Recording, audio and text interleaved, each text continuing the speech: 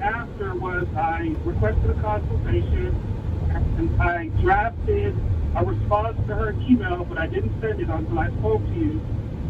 In that draft, it basically stated that I considered your offer, and by number, I said I will accept this offer, and this offer. However, I would like to have sole legal and physical custody, and I will grant the mother the ability to leave the country with the baby. I wouldn't do that. I drafted that in writing. You'll never see your child again. You'll never see your child again. You'll never see your child again. She ain't supposed to be here right now, bro. Hold on. That is something I'm considering. Hold on. She's illegal. You said that, right? Correct. So hold on. So, like I will tell you today, and I will always tell you guys need to understand your upside. So instead of an attorney coming to you with an offer, you tell her anything other than you send her back and your response starting off with LOL. You must be out of your damn mind. It was a nice one though. Hey, guess what? I got a father's organization group called the League of Dads helping me. You would never believe what he says you guys do all the time. So how about you knock it the fuck off? And if you think you bad enough, how about you send me that via email? And then send your license to the bar as well. And then I'll send you some applications to work at McDonald's. Nobody files a restraining order a month after a person leaves. Nobody does that. This restraining order gets no traction. And I will tell I will tell her in the email, the second your client approach up at the courts, I'm gonna have some ICE agents there waiting for her. To that you say what? Other than nothing. So speaking of that, I did get confirmation that ICE has received my complaint for marriage fraud. Ooh, you my boy, you ain't shit. My man. So I did get confirmation of that. They are aware of the complaint. They are aware of when my hearing date is. And when is your hearing date again? They are aware of the offer. My hearing date is July 7th. They're also aware of the offer that the attorney presented to me. Oh, you told them what she said? Oh, yeah, everything. I love you, man. I love you, man. I love you, man. Oh, my God.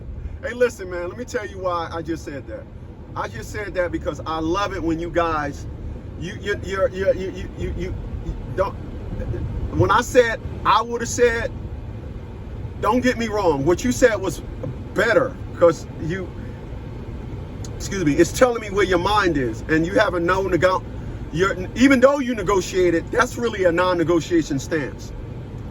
By the mere fact that we spoke 2 weeks ago and we talked about her being illegal, and then you telling me that you notified means that you don't have no sympathy for the mother, and you're not playing that dumb game of I'ma allow her to just do this and I'm gonna allow her to do that, and then we'll figure it out later on. You're saying to yourself, nope, you're not supposed to be in this country. Give me my kid back and you can get the fuck on. So the mere fact that she got an attorney, and the first thing, I kid you not, last night when I did my whatchamacallit, I said I used your case. And what were the dates again on your thing? Was it April 18th to May 19th? She left on April 29th, and I got a restraining order, I don't even remember, like June something. Gotcha. It was a month after she left. Right.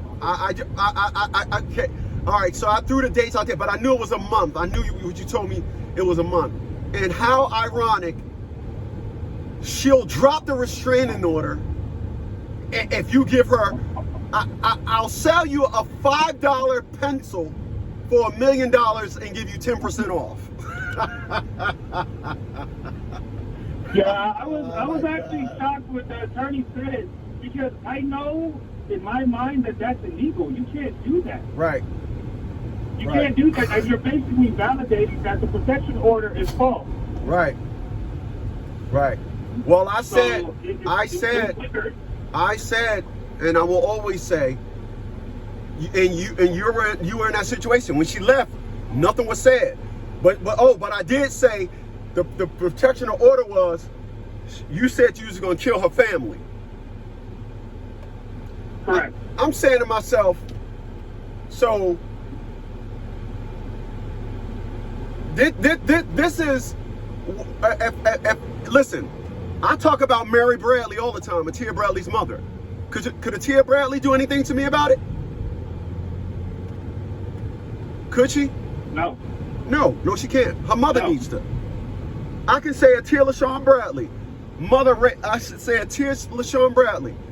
And I say she owned the shot house. I say it all the time.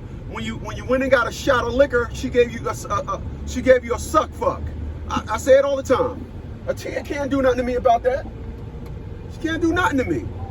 I ain't say nothing about her. I'm talking about her mama. So she got a restraining order for her family. When you didn't threaten her, you threatened her family, but she got the restraining order. Boy, I ain't never heard some fuck shit before in my life. I've never heard of it. But the perspective and narrative is, the perspective and narrative is,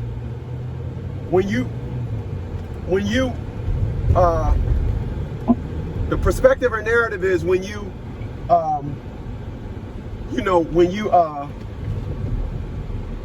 have a person that thinks, because everybody that do this, they're not like that. Meaning, everybody that do restraining orders, everybody that file restraining orders, they ain't like that. So the execution of the restraining order is going to seem a bit odd. You know what I mean? Yeah. I would say if your offer is so valid, why don't you email it to me?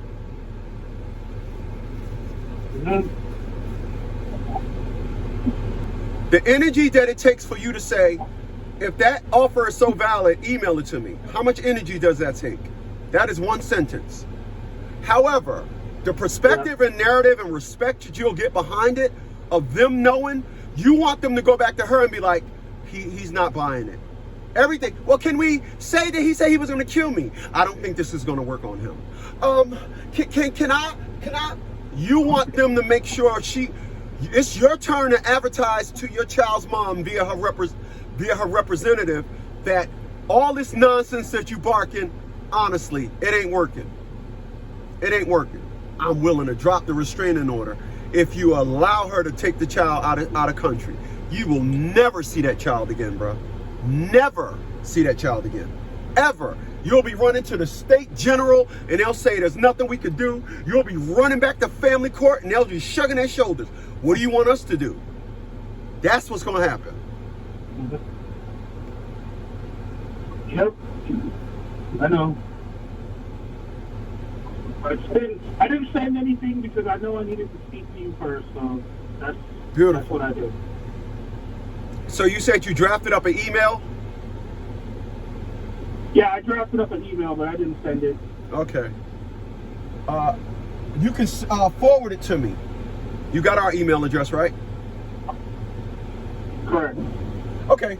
Forward it to me, and then I'll reach back out to you later on. I'll text you before I reach out to you. All right, no problem. We close at 1, but just text it to me. I'll read it, and when I ain't got nothing to do, I'll send you a text message first to see where you at, and then we'll rap about it. All right, no problem. Okay, my man. I'll talk to you later. All right, sir. Thank you. You got it.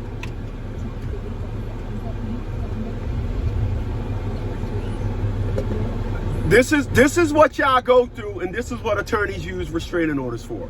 Like, share, and subscribe, please. And share this video more than anything.